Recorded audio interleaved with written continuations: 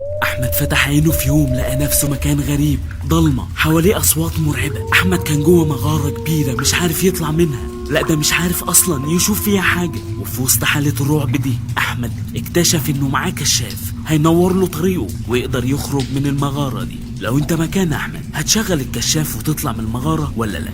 اسمع يا سيدي، المغارة دي هي الدنيا اللي احنا عايشينها، والكشاف ده هو صلاتك اللي بتنور لك حياتك، واللي النبي قال عنها والصلاة نور. انت عايش في مغارة ضلمة، الشياطين حواليك من كل ناحية، منهم اللي هيشدك للزنا، ومنهم اللي هيشدك للخمر والمخدرات، ومنهم اللي هيشدك للإباحية، ومنهم اللي هيشدك لحاجات بتشككك في دينك. طريق ضلمة ومليان قطاع طرق، ومحتاج النور اللي ينور لك طريقك. النور ده مش هتلاقيه غير في الصلاة والقرب من ربنا. ممكن حد يقول أنا مش بحافظ على الصلاة وما بيحصليش كل الكلام ده. أقول له ما هو أنت بتتعامل مع عدو ذكي، أنت فاكر إنه هيوقعك في الحاجات دي بسرعة كده؟ لا لا لا، ده نفسه طويل وخبرته كبيرة، ده وقع كتير قبلك كلهم قالوا لا احنا مش بنصلي بس مش بنقع، ووقعوا يا صاحبي. هو بس بياخدك على الهادي، ضيع فرض او اتنين وبعدين ضيع يوم يومين وبعدين خلاص انت بقيت لعبة في ايديه، يقدر يقولك يمين يمين شمال شمال.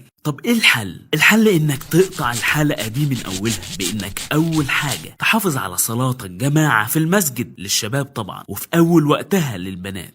صلي حتى وانت مليان ذنوب، صلي حتى لو وقعت في الزنا والسرقة والخمر والمخدرات. صلي اول حاجة وما ترميش الكشاف وتسيب نفسك في الضلمة لكل اعدائك يخلصوا عليك. نور طريقك الاول وبعدها ابدأ حارب اعدائك وابدأ اتخلص من ذنوبك. صدقني ساعتها هتلاقي الحرب دي اسهل بكتير قوي. صلاتك هي نورك في الدنيا وفي القبر وفي يوم القيامة، حافظ عليها وبلاش تختار لنفسك الضلمة.